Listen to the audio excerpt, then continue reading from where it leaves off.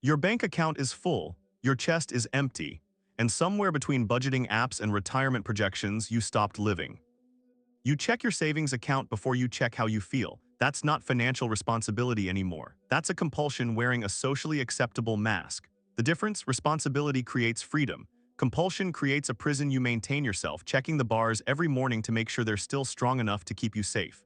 And here's the part that makes you uncomfortable. Part of you knows this isn't about money at all. It never was. But admitting that means confronting something much harder to spreadsheet. I know someone who made six figures and brought lunch in a 10-year-old Tupperware container. Every single day, not because they enjoyed meal prep, because spending $8 felt like moral failure. They'd sit in the break room calculating compound interest on coffee they didn't buy while their coworkers talked about the concert last weekend. The concert they didn't go to, not because they couldn't afford it. Because some invisible accountant in their head marked it as frivolous, and that accountant's voice sounded exactly like survival. Here's what's actually happening in your brain. Neuroscientist Dr. Talai Sharot found that when you're in a scarcity state, your prefrontal cortex literally narrows its focus. You become cognitively tunnel-visioned. Your brain starts treating every decision like a threat assessment. Dinner with friends threat, spontaneous weekend trip threat, replacing shoes before they have holes threat. This is called scarcity capture, and it doesn't just affect poor financial decisions. It affects all decisions. Your entire life gets filtered through, can I afford to exist this way?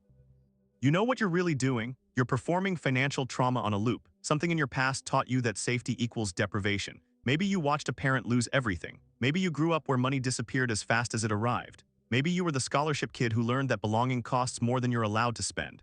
So you built a fortress, thick walls, no windows, and now you're suffocating inside it, wondering why financial security feels like solitary confinement. Let's talk about what you've sacrificed that you're not counting. The dinner invitation you declined. The third one, the friend who stopped asking. The relationship where your partner finally said, "We never do anything," and you heard it as they're financially irresponsible, but what they actually meant was, "I feel like I'm dating a spreadsheet." You've optimized your net worth while your life became something you're too anxious to spend on. Psychologists call this temporal discounting dysfunction. You're so focused on future you that present you is just a placeholder. They kept declining invitations, mentally converting every suggestion into hourly wage calculations. Concert tickets, that's 11 hours of work. Weekend trip, 43 hours. They'd lie awake doing math while everyone else was making memories. Then one night, scrolling through social media, they saw photos from a friend's birthday they'd skipped. Everyone laughing. Inside jokes they weren't part of anymore. And the sick realization hit, they weren't saving for some future dream. They were hiding from a present they'd learned to fear. The frugality paradox works like this. The better you get at denying yourself, the worse you get at knowing what you actually want. Your entire reward system recalibrates around not spending. Dopamine comes from saying no, from watching the number go up, from the control.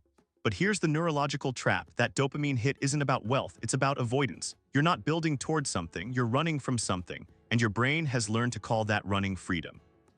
You've turned yourself into a cost-benefit analysis machine. Every experience gets filtered through ROI, every relationship through transaction. You're performing what psychologist Dr. Sonia Lyubomirsky calls hedonic calcification. The hardening of your capacity for joy. You can't remember the last time you did something just because it felt good, just because you wanted to, just because you're alive and life is short and some things don't need to justify themselves in a retirement calculator. Here's the question you're avoiding. What are you saving for? No, really. Not the rehearsed answer about retirement or emergency funds. What future are you protecting? Because if you can't answer that without anxiety, then you're not saving for something. You're saving instead of something, instead of living, instead of connecting. Instead of becoming the person who knows how to receive good things without immediately calculating their cost.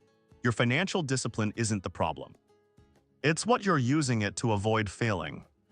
The scarcity you're defending against isn't in your future. It's a ghost from your past, and it's eating your present alive. The cruelest part, society rewards this. You get praise for discipline while you're dying inside. Oh, you're so good with money, so responsible, so smart, and every compliment reinforces the cage. Because if financial prudence is your identity, then spending becomes identity destruction. You're not buying dinner, you're betraying who you are. This is what psychologists call egosyntonic behavior. Your misery aligns with your self-image, so you protect it, you defend the thing that's killing you. But here's what nobody tells you about scarcity mindset. It doesn't end when the scarcity ends. You could have millions and you'd still feel poor, because the poverty isn't in your account, it's in your nervous system. It's in the childhood memory of stress at the dinner table. It's in the inherited belief that wanting things makes you weak.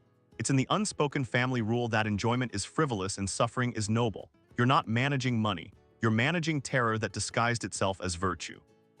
You want to know the real cost of your savings. It's the version of you that never learned to want things without shame. It's the experiences you can afford but won't allow. It's the slow erosion of spontaneity until your entire life feels like something you're enduring until you have permission to enjoy it. And that permission never comes, because you're waiting for enough, and enough is just the number that finally quiets the fear. Except fear doesn't have a dollar amount. It just keeps moving the target. That friend I told you about, they finally broke, not in a dramatic way. In a quiet 2M way, sitting on the floor of their apartment, realizing they'd hit every financial goal and felt nothing. The victory was empty, the security was suffocating. And for the first time, they asked the question that actually mattered: if I died tomorrow, would I be proud of how afraid I lived? The answer made them sick, because they'd spent years building a fortress around a life they forgot to live. The shift wasn't about spending recklessly. It was about recognizing that scarcity was a story they kept telling themselves because the alternative was terrifying, that they deserved good things without earning them through suffering, that joy wasn't frivolous, that being alive meant more than being safe. They started small: coffee with a friend without calculating the cost per minute, a book they wanted instead of needed, permission to exist outside the spreadsheet, and slowly the grip loosened, not the discipline. Well, the fear. What changed wasn't the bank account. It was the permission to be human, to want, to choose experience over optimization, to understand that financial security means nothing if you're too afraid to live securely. They learned to ask different questions: not can I afford this, but do I want this? Not is this responsible, but am I avoiding life again? Not will this hurt my future, but is my present dying while I wait? The numbers stayed similar. The life became unrecognizable. Your financial discipline isn't wrong. It's just become a weapon you're using against yourself. And the person you're trying to protect through deprivation, they're already here. Present you, the one reading this right now, feeling seen and attacked and relieved all at once. You don't need less discipline. You need to redirect it towards something that actually serves your life instead of just guarding against death. There's a difference between being prepared and being paralyzed. You know which one you've been. Here's what healing looks like. It's not becoming reckless. It's becoming discerning about what you're actually protecting.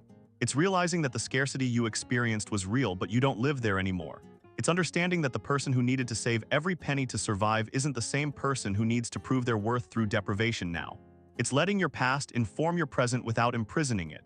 It's financial security in service of a life, not instead of one. So check your account, but then check yourself. Are you building wealth or building walls? Are you preparing for the future or punishing yourself for the past? Are you disciplined or are you afraid? The money can't answer that, only you can. And the most expensive thing you'll ever pay for isn't in any store. It's the life you didn't live because you were too busy making sure you could afford to. That's the real cost. The one that never shows up on a statement.